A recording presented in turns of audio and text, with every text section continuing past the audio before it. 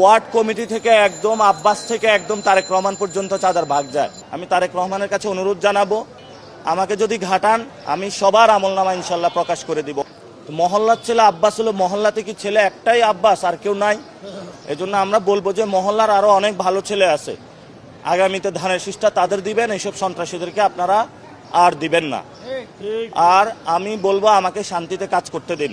আমি তারেক রহমানের কাছে অনুরোধ জানাবো, এমনি অনেক সন্ত্রাসী গডফাদার নিয়ে পকেটে নিয়ে হাঁটতেছেন, বিভিন্ন জায়গায় পরিচয় করিয়ে দিচ্ছেন।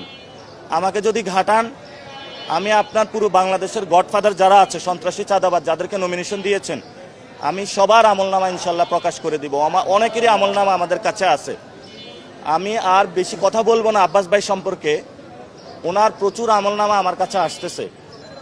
এবং এই যে বিভিন্ন যে পরিবহন সেক্টরে চাঁদাবাজিগুলো চলতেছে, আমার কাছে অনেকে মেসেজ পাঠিয়েছে, সায়দাবাদ টার্মিনালে কে চাঁদাবাজি করে, চাঁদার ভাগটা কই যায়।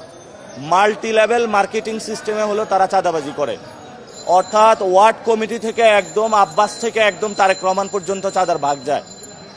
তা আমরা এই সকল কার্যক্রম বন্ধ করার জন্য অনুরোধ জানাচ্ছি।